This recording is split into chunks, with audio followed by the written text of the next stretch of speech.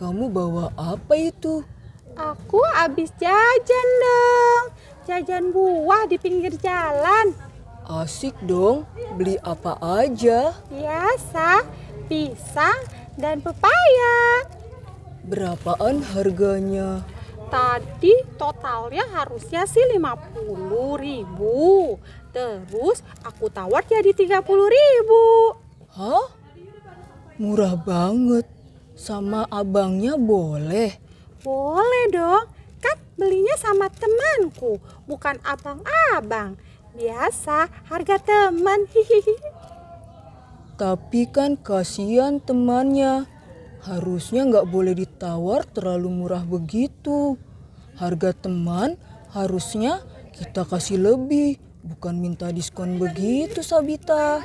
Ya, terus bagaimana dong? Ya udah, kalau gitu lain kali jangan diulangi ya. Kita harus dermawan terhadap sesama. Baik kakak. Iya, kita contoh sahabat Rasul yang satu ini. Beliau orang yang sangat dermawan. Yuk kita simak kisahnya Sabita dan teman-teman. Bismillahirrahmanirrahim. Assalamualaikum warahmatullahi wabarakatuh. Apa kabar sahabat Zaid dan Sabita? Semoga senantiasa dalam kondisi sehat, disertai limpahan kebaikan Allah SWT. Alhamdulillah, pada kesempatan kali ini Ustazah akan menyampaikan salah satu kisah. Siapakah beliau? Beliau terkenal sekali dengan kedermawanannya. Ya, betul, Abdurrahman bin Auf. Abdurrahman bin Auf keturunan dari Bani Quraisy. Ibunya bernama Sofia dan sangat senang sekali memerdekakan budak. Ayahnya wafat dalam kondisi belum memeluk agama Islam. Abdurrahman bin Auf adalah terdiri dari 5 bersaudara, 3 laki-laki dan 2 perempuan, yang kelimanya alhamdulillah memeluk agama Islam. Abdurrahman bin Auf lahir 10 tahun setelah tahun gajah, ya, atau usianya lebih muda 10 tahun dari Rasulullah SAW, dan wafat dalam usia 75 tahun, yaitu pada tahun 32 Hijriah. Ada 4 karakter yang sangat dikenal atau sangat khas dari Abdurrahman bin Auf, yaitu beliau pemberani, kemudian sangat ulet, rajin, dan dermawan. Ciri fisik beliau adalah kulitnya putih, kemudian rambutnya tebal, bulu matanya pun tebal, dan beliau sangat gagah di antara para sahabat yang lainnya. Abdurrahman bin Auf bergabung dengan agama Islam atau masuk agama Islam kedua setelah Abu Bakar As-Siddiq. Ya, pada masa Rasulullah hijrah, Abdurrahman bin Auf termasuk yang ikut hijrah ke Habasyi dan ke Madinah. Kenapa harus hijrah? Karena Rasulullah menganjurkan agar para sahabat meninggalkan wilayah kafir dan masuk ke dalam wilayah Islam. Ada salah satu kisah yang unik pada masa hijrah, yaitu saat hijrah ke Madinah. Kenapa? Karena pada waktu itu, pada saat Abdurrahman bin Auf mengikuti Rasulullah hijrah ke Madinah, ya, Abdurrahman bin Auf tidak membawa satu helai pun, padahal beliau terkenal sangat kaya raya. Sebelum masuk agama Islam, Abdurrahman bin Auf atau Abu Ka'ab sangat terkenal dengan kaya rayanya. Dan pada saat ikut hijrah dengan Rasulullah, beliau menanggalkan semua kekayaannya. Beliau tidak membawa satu helai pun pakaian kecuali yang ada dalam tubuhnya, yang menempel pada badannya. Dan tak ada satupun harta yang beliau bawa. Beliau tinggalkan semua. Kenapa? Agar tidak dicurigai oleh para kafir Quraisy. Nah, ketika beliau masuk ke Madinah, ya, beliau hanya membawa apa yang melekat pada badannya, yaitu pakaiannya saja. Karenanya ada 2 sifat yang Allah letakkan pada Abdurrahman bin Auf. Yang pertama adalah sifat afif, yaitu sifat yang tidak suka memberatkan orang lain, tidak ingin membuat orang lain kesulitan karenanya.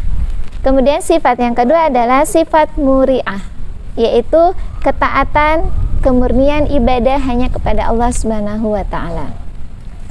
Pada masa hijrah di Madinah, ini kisahnya sangat terkenal sekali sahabat Zaid dan Sabita, karena pada waktu hijrah ke Madinah, Abdurrahman bin Auf atau Rasulullah SAW mempersaudarakan kaum Muhajirin dan kaum Ansor, termasuk Abdurrahman bin Auf.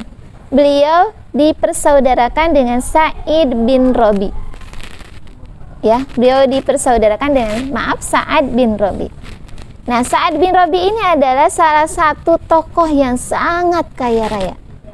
Ya, beliau ingin membagi setengah hartanya dengan Abdurrahman bin Auf. Hanya pada waktu itu, Abdurrahman bin Auf ingin menolaknya dengan lembutnya, dengan bahasa halusnya, dengan bahasa santunnya. Apa yang disampaikan oleh Abdurrahman bin Auf? Wahai Sa'ad bin Robi, semoga Allah memberkahi dirimu, memberkahi keluargamu, dan memberkahi hartamu.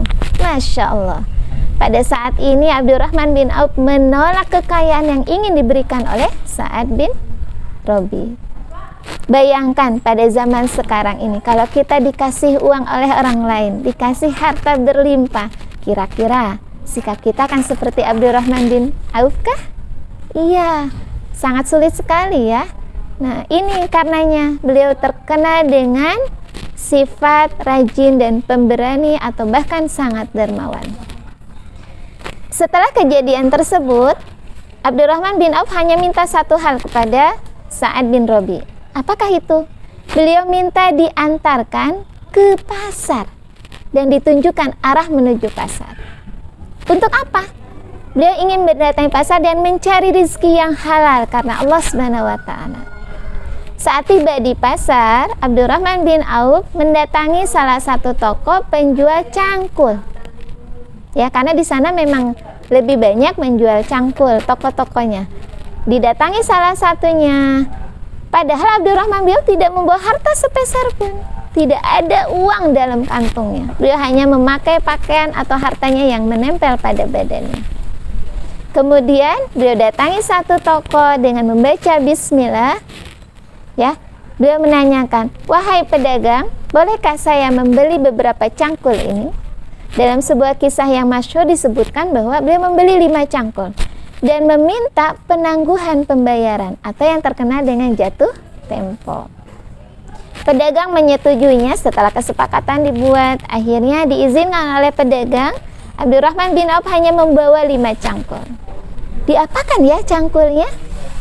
Nah, kisah uniknya lagi, cangkul itu dibawa berkeliling pasar oleh Abdurrahman bin Auf, ditawarkan ke setiap orang yang ditemuinya. Hingga akhirnya 5 cangkul itu habis dan Abdurrahman bin Auf mendapatkan keuntungan yang berlipat. Setelah semua habis terjual, Abdurrahman bin Auf mendatangi pedagang yang tadi tempat membeli. Dibayarkanlah. Kemudian dibuatlah kesepakatan lagi. Abdurrahman membeli lagi cangkulnya lebih banyak dari sebelumnya. Setelah dibeli, kemudian dalam waktu 1 bulan, apa yang terjadi? Abdurrahman bin Auf akhirnya memiliki kios dalam 1 bulan. Ini berkat apa? Berkat keuletan dan rajinnya Abdurrahman bin Auf. Dan niatnya, apakah niatnya? Kehalalan dalam mendapatkan harta. Selang beberapa bulan kemudian, Allah memberikan Abdurrahman bin Auf kekayaan yang sangat berlimpah. Hingga dalam satu kisah yang masyhur disebutkan bahwa hingga setiap batu yang diangkat oleh Abdurrahman bin Auf adalah emas. Ya. Apa yang menyebabkan Abdurrahman bin Auf begitu derma, begitu kaya rayanya sehingga Allah memberikan harta yang berlimpah? Ternyata pertama, Abdurrahman bin Auf selalu menjaga kehalalan hartanya. Beliau tidak ingin ada satu harta syubhat pun yang masuk ke dalam hartanya atau kekayaannya. Beliau menjaga itu. Itulah, disinilah letak kenapa Allah memberikan harta yang berlimpah. Dan kemudian tahap yang kedua adalah beliau berikan setiap harta kekayaannya ya di jalan-jalan yang Allah perintahkan. Termasuk salah satunya dijadikan salah satu modal utama untuk para pejuang Islam, para sahabat berjuang menegakkan agama Islam ya. Dan beliau tidak ingin ada satu harta pun yang beliau makan. Kemudian yang ketiga, jika kita ingin melihat seberapa kayanya Abdurrahman bin Auf, maka lihatlah seberapa banyak Abdurrahman bin Auf mendermakan hartanya untuk orang-orang di sekitarnya. Hingga pada saat itu ya, masyarakat Madinah merasakan bahwa ketika ada Abdurrahman bin Auf, maka semua akan merasakan bisa membayar hutangnya, bisa membeli barang yang dibutuhkannya dengan hartanya siapa? Abdurrahman bin Auf. Masya Allah, beliau tidak pernah pelit sedikit pun. Ketika beliau mendapatkan harta dari perniagaannya, beliau niatkan bahwa harta itu harus beliau sebarkan kembali. Tidak beliau simpan untuk dirinya. Tidak ada tabungan sepeser pun dalam simpanan pribadinya. Pakaiannya adalah pakaian yang beliau kenakan. Tidak ada rumah mewah, tidak ada kendaraan mewah. Ketika beliau memiliki beberapa unta itu beliau sebarkan kembali, berikan untuk para pejuang Islam. Ya. Bahkan dalam sebuah kisah disebutkan Abdurrahman bin Auf ya pernah menjual hartanya sebanyak 40 dinar. Sebanyak 40 dinar, 40.000 dinar. Dan hasilnya beliau berikan kepada keturunan Bani Zuhrah. Tidak satu peser keping pun beliau simpan di rumah. Inilah keistimewaan Abdurrahman bin Auf. Beliau juga selain itu pernah juga ya menyumbangkan 500 kuda untuk para pejuang Islam pergi ke medan perang. Masya Allah, tidak ada perhitungan sedikit pun dari Abdurrahman bin Auf. Tidak ada satu keraguan pun, tidak ada satu perasaan pun beliau merasa dirugikan dengan hal itu. Justru pada waktu itu Allah Subhanahu wa taala menambahkan hartanya semakin lebih banyak. Ya. Kemudian beliau juga pernah menyumbangkan 1.500 kendaraan penuh dengan muatan untuk kepentingan perang. Mulai dari senjata, ya, pedang dan yang lain yang dibutuhkan oleh para pejuang Islam. Nah, hingga pada saat beliau akan wafat, beliau mewasiatkan untuk memberikan 50.000 dinarnya kepentingan jihad di jalan Allah, jihad fi sabilillah. Nah, inilah para sahabat Zaid dan Sabita yang harus kita teladani hari ini, bahwa harta yang Allah titipkan kepada kita, harta yang Allah berikan kepada kita, itu bukan untuk kita simpan, tapi untuk kita amalkan, untuk kita sedekahkan, untuk kita dermakan kembali. Karena sejatinya itulah harta kita yang sesungguhnya. Karena sejatinya harta yang kita berikan kepada orang lain, itulah harta kita di sisi Allah Subhanahu wa taala, yang suatu hari nanti akan membantu kita, ya, akan menolong kita di yaumil akhir. Nah, sahabat Zaid dan Sabita, siapkah kita mendermakan harta kita hari ini? Jika kita punya 5.000, maka sedekahkanlah setengahnya. Jika kita punya 10.000, maka sedekahkanlah setengahnya. Siap sahabat Zaid dan Sabita? Ya, inilah teladan yang harus kita teladani dari kisah Abdurrahman bin Auf. Betapa dermawannya beliau, ya, betapa beliau tidak pernah sedikit pun menyimpan hartanya untuk dirinya sendiri atau keluarganya.